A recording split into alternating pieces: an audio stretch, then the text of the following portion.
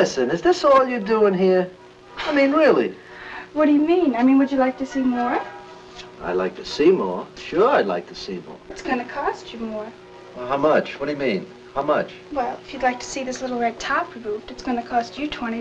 $20? You know, when I first got into horror, my world revolved around Friday the 13th, A Nightmare on Elm Street, and the rest of those slasher classics. But I'll tell you what, before that slasher boom took over theaters in the late 70s and throughout the 80s, there was already a grimy New York exploitation film playing with many of the same ingredients: murder, blood, first-person point of view, nudity, and sex. No hockey mask, no supernatural killer, just sleaze, grime, and a surprising amount of rage. This is the Massage Parlor Murders. Let's get into it.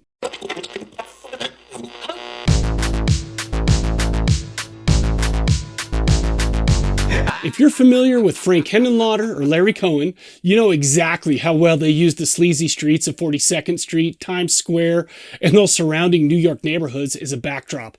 Films like Basket Case, Frankenhooker, and God Told Me To, they all show you what a night in that part of the city probably felt like, or at least what it looked like through a haze of neon and bad decisions. While the Massage Parlor Murders isn't anywhere near as well known as those films, it does capture a similar atmosphere. The key difference is that here, Times Square and the surrounding red light district aren't just a backdrop, they are the movie. Sure, Frankenhooker has its memorable scenes with, let's just say, colorful characters, aka hookers, but the Massage Parlor Murders, the entire story is rooted in that world. The massage parlors, peep shows, crowded sidewalks, and neon-lit streets that don't just set the tone, they are the tone. This film stars George Spencer and John Mosier as detectives Rizzotti and O'Mara, two hard-boiled New York cops tasked with tracking down a killer targeting masseuses across the city. And yes, I always wanted to say hard-boiled New York cops because it makes me feel like I should be doing voiceover for a trailer that played in 1974 and that nobody ever saw since until you get one of those crappy little trailer collections. But anyway. We also have Sandra Peabody, and she's known to horror fans mostly from The Last House on the Left as Gwen. You'll recognize her definitely from that. Then there's Theodore Gottlieb as Theodore, and this one drove me crazy, man, because I knew I recognized him. It took an embarrassingly long amount of time before it clicked, but he's Ruben Klopek from The Burbs, and honestly, once you see that, I feel like that's the only thing that he can play. You can't, I mean, it's like he is the dad from The Burbs, but he only has a small part in this, but I wanted to mention that because it's just weird seeing a guy from The Burbs in this. George Zunza shows up as an appropriately suspicious John. You absolutely recognize his face, but there's a good chance that you could not, under any circumstances, name another thing he's been in. Rounding things out are Ann Gabus as Sunny and Chris Jordan as Rosie, two of the most memorable masseuses in the film, and honestly, some of the most grounded performances in the whole thing. This film was directed by Alex Stevens and Chester Fox. What's interesting is that neither of them really built much of a directing career. In fact, neither has more than a single feature credit to their name. Stevens was mainly a stuntman and coordinator, while Fox remains something of a mystery. There just isn't much information about him out there, which I guess makes sense for the director of a film that's just like as dirty as this one. But actually, that might also explain the way that the movie is structured, because at times, the Massage Parlor Murders feels less like a tightly plotted thriller and more of like a film that's just happy to take you on a ride down and drift through New York. You know, and it's just taking you, you're walking down the street soaking in the atmosphere. Anyway, whether you call that mood building or padding probably depends on your patience level. The film opens deep in New York's red light district where Sunny is with a client, and this scene is, oh bro, it's something. The guy she's with is the most awkward first-timer imaginable, just completely out of his depth, like a nervous, uncomfortable nerd who bails halfway through the experience. You know what, I was thinking about it. At first I thought the reason he was trying to get out of there early was guilt, and he kind of made it sound like that, but then I looked a little harder and I realized that might be the worst massage that I've ever seen anybody get in their lives. We're then introduced to detectives Rizzotti and O'Mara. Rizzotti, as it turns out, is not new to massage parlors. In fact, he's got a regular spot and even a favorite masseuse. But unfortunately, right after his visit, that same masseuse turns up brutally murdered. I keep calling them masseuses as if they're actually there. Anyway, but the funny thing is Rosada and O'Mara actually get pulled onto that case. And that's really the film's structure. There's a string of murders, a rotating list of subjects, a lot of walking through the same grimy stretch of New York over and over again. But the story builds towards the killer reveal and the motivation behind it. It's not exactly groundbreaking, even for the time. And it's one of those twists that you've seen echoed in a dozen films since. But I'll tell you what, it works well enough here, in the context of the film. Anyway, one of the most noticeable things on a first watch is the pacing. There's a lot of what can only be described as padding. Long stretches of characters walking through Times Square, lingering on storefronts, marquees, pedestrians, and general street life. And it's not just the exterior shots too, even like inside the massage parlors and the homes of Rosati. It seems like they're quietly stretching themselves out, the scenes, like adding a few seconds here and a few seconds there, just because they can, and maybe they just need to hit that feature-length film mark. But weirdly, that's kind of also part of the appeal. There's something compelling about watching these characters move through this greasy, lived-in version of New York. It feels like a time capsule. But full disclosure, I never got to see New York before it was cleaned up, so I'm glad that we have time capsules like this because I love it.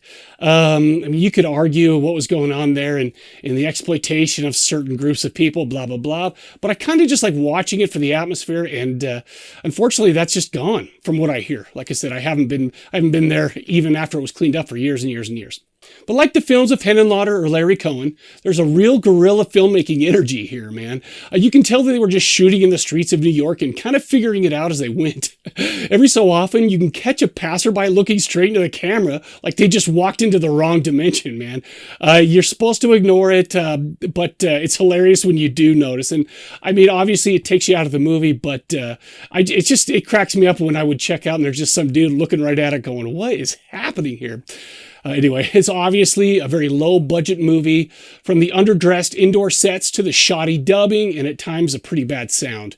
The camera shakes from time to time when it shouldn't, but it almost adds to just kind of the grittiness of it, and it seems like I'm giving this a pass on a lot of stuff, but the thing is this is the kind of movie, this is the kind of like time capsule where things just seem greasy, grimy, and not put together, and I feel like that's how this movie was actually filmed and produced. So anyways, but one thing I do need to mention on top of that is let there be no doubt. This film has some genuinely mean-spirited moment, like acid, brutality, and violence that feels a little more uncomfortable than you might expect. It's not quite Maniac from 1980. Man, that movie pushes the seedy side of New York totally further into darkness and nihilism, man. That is probably one of the meanest movies that I've ever seen in my life. But this movie is definitely not shy about kind of going there, breaching those subjects, but it just does. I mean, Maniac is such a classic, and I mean, it's hard to beat that one anyway. Overall, this plays more like an exploitation film than a traditional horror psychological thriller. It kind of never reached the cult status of many of its contemporaries. Like I said, I mean, Maniac, everyone knows Maniac. Everybody knows Frank and his dealings there. And I mean, it's kind of a similar movie. But this movie is kind of still in that same space, but it just never got the notoriety that some of these other ones did. So actually with this film, there's a little bit of irony as well. This is a film built around Grindhouse, New York. It actually played in those same Grindhouse theaters. I mean, you get to see them walking down, like clear as day. You could see the marquees, what was on them and everything. And I'm sure that Massage Parlor Murders were on those marquees at some point. It's just, it kind of depicts the part of the world that it actually became. At the time it came out, it played right alongside other exploitation fare and grindhouse and drive-in circuits. And like many films of the era, it didn't stick to one identity. Depending on where you saw it, it had different titles. Sometimes it was the Massage Parlor Hookers, leaning hard onto the sleaze. Other times it was Massacre Mansion, which is really kind of a bizarre rebrand that feels like someone misunderstood the entire movie and tried to sell it as a haunted house film. Except for, I mean, there are no mansions, no ghosts, just New York making questionable decisions. And I'm not sure that they didn't understand what the movie was. I'm almost positive that with the exploitation stuff inside the movie, this is kind of an exploitation outside the movie when they were trying to sell it. Hey, let's find some buzzwords and let's say those buzzwords and let's get this thing sold. So I ended up enjoying this one more than I expected. This is a first-time watch for me, but the motive does feel undercooked. And it's kind of like an idea rather than a full-form story. But honestly, it didn't really matter much. I never felt bored. I mean, even the padding just adds atmosphere. And there's just kind of a filmmaking here. So bear with me here and try not to barf or anything like this. But let's talk about Jean Rollin or certain Italian directors where mood matters just as much as the plot. And maybe that's kind of what this was going for. And don't jump on me here. I'm not saying Chester Fox is anywhere near Rollin, Argento, or Fulci, not even close. But either you can see the influence of that general approach to this with the atmosphere and the structure. Okay, thank you for bearing with me on that.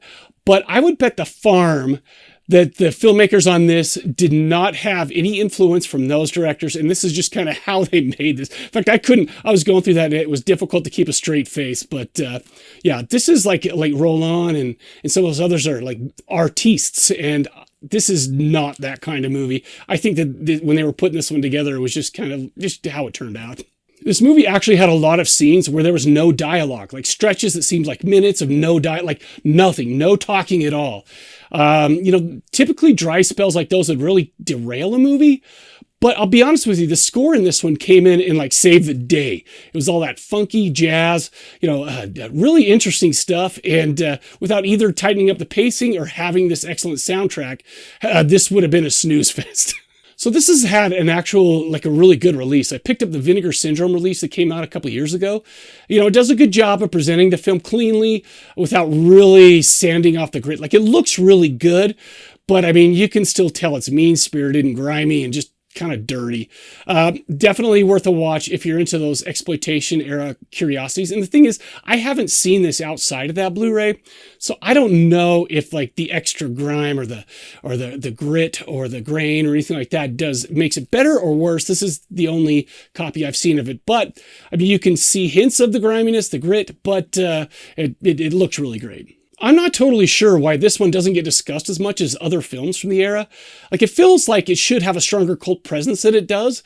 To be honest with you, I just kind of did a blind buy with Vinegar Syndrome. I hadn't seen it before I bought the Blu-ray. I got it and I enjoyed it.